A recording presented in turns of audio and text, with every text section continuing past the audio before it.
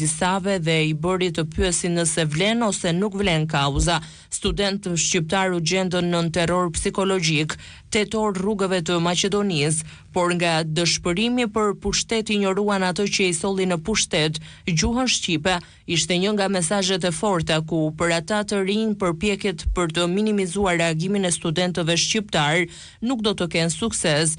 Kujtojmë se në fillim të protestës kërkesa lidhej me zhvillimin e provimit të jurisprudencës në gjuhë shqipe, por më pas studentët kanë konstatuar probleme edhe në fakultete të tjera, duke zgjeruar kauzën në një kërkesë më të madhe për zbatimin e plotë të drejtave gjuhësore të shqiptarëve në Maqedoninë e Veriut. Organizatorët e protestës në Tiranë thanë që kjo protestë nuk do të jetë e fundit dhe se do të vijojnë deri në adresimin e kërkesave të studentëve në Maqedoninë e Veriut.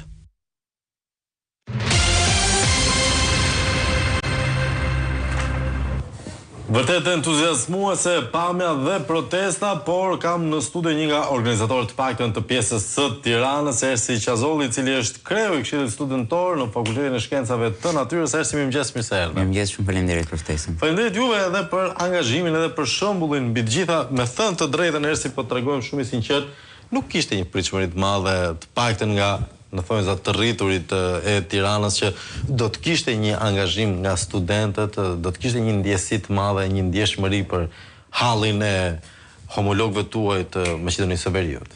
E vërtet kjo gjë. Ne e nisëm si një protestë të parë dhe e nisëm, domethënë, nuk donim që të arrinim atë pritshmërinë e madhe me numra të mëdhenj, donim thjesht që ne të përcjellim mesazhin ton, të përcjellim atë mesazh për vëllezërit dhe motrat në Maqedoninë e Veriut. Po, ndërkohë si ka filluar zanafilla e këtij komunikimi? Ka qenë një iniciativë juaja dhe më pas i ftuat ata apo keni qenë në një komunikim të vazhdueshëm? Kemi qenë në një komunikim të vazhdueshëm pas protestës që ka ndodhur në Maqedoninë e Veriut në Shkup me datë 18 maj. Aty u vendos që të zhvendoseshe protesta dhe në Tiranë me komunikime të vazhdueshme me studentët shqiptar andej. Vendosëm që protestën ta zhvillonim ditën e djeshme në Tiranë, duke e ftuar student nga të gjithë Shqipëria, nga Shkupi dhe nga Prishtina. Mund të flasim për numra dhe logjistik? Mund të më tregosh kush u përfaqësua? Më së shumti studentët ishin nga Tirana, sepse sigurisht protesta u zhvilluar në Tiranë dhe numri më i madh priteshin që të ishte në Tiranë. Më pas kishim studentë të shumtë që erdhën na u bashkuan nga Shkupi, nga Prishtina dhe nga rrethet e tjera të Shqipërisë. Pra kishte edhe nga Kosova? Po, kishte edhe nga Kosova. Fjalime që janë mbajtur dhe nga vëllezërit tanë nga Kosova, nga Shkupi dhe më pas dhe nga kolegët e mi nga Tirana. Në fakt, nëse e sheh pavarësisht të lirive që gëzojnë shqiptarët në rajon, duket sikur ndërveprimi, veçanërisht i brezave të rinj edhe për shkak të pamundësive për të lëvizur shumë, është ende i kufizuar. Sa kanë ndikuar rrjetet sociale që të ketë një unifikim më të madh mes një brezi të ri, flas studentët e 2026-s, që të komunikojnë me njëri tjetrin? Sa i lartë është ndërveprimi? Ka ndikuar shumë sepse ne e dimë që ne tani jetojmë në rrjetet sociale, domethënë brezi ynë është i varur nga rrjetet sociale dhe shumica e lajmërimeve, shumica e posterave, e shpërndarjeve janë bërë në rrjetet sociale dhe shumica domethënë që nuk e kanë marrë vesh nga ne personalisht që kemi qenë organizator, e kanë marrë vesh nga rrjetet sociale dhe ne janë bashkuar dje nga rrjetet sociale. Po, ndërkohë, sa i fortë është ky komunikim, jo vetëm me studentët këtu me njëri tjetrin, por flas edhe me ata të Kosovës apo të Maqedonisë së Veriut? Ka qenë shumë i madh si komunikim, ne kemi qenë. E ngas për këtë rast apo është në vazhdimsi? Ka qenë në vazhdimsi. Për herë në vazhdimsi ne kemi folur për gjatë gjithë këtyre ditëve, nga dita e njëjtë ku kemi nisur domethënë dhe hapat e parë të protestës në Tiranë dhe deri ditën e djeshme kemi pasur komunikime të herë pas hershme. Po, e kuptoj.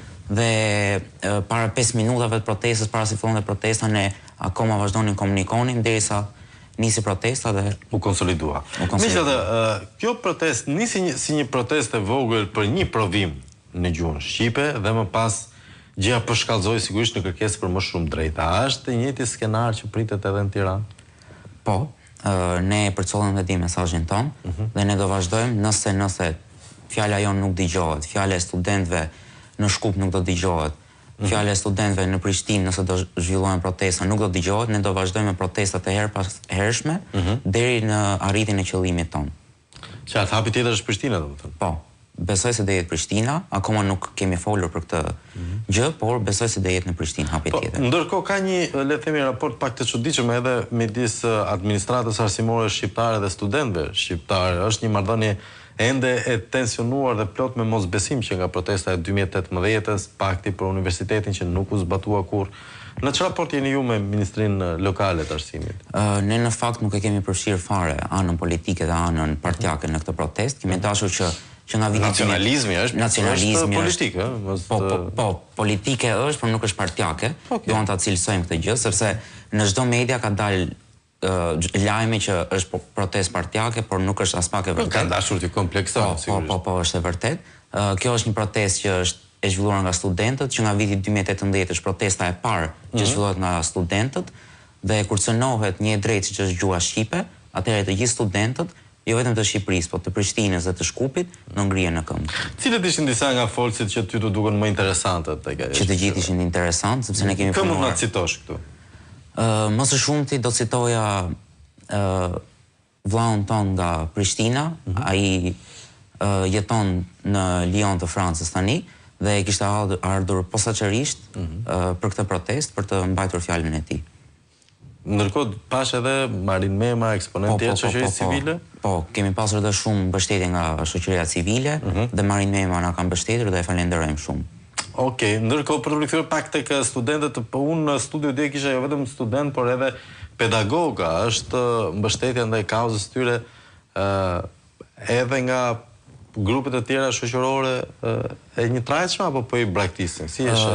Jo, kemi pasur dhe dje në protestë kemi pasur numër të shumtë, jo vetëm studentësh, por kishin dhe mbështetës nga shoqëria civile, pedagog dhe qytetarë që na janë bashkuar gjatë rrugës, kishin dhe shumë turistë, shumë të huaj që na janë bashkuar për gjatë rrugës. Edhe nga kurioziteti. Po, edhe nga kurioziteti dhe makinat në anën tjetër të rrugës Kavajës, që kanë qenë makinat na mbështesin me buri, me thirrje të tyre.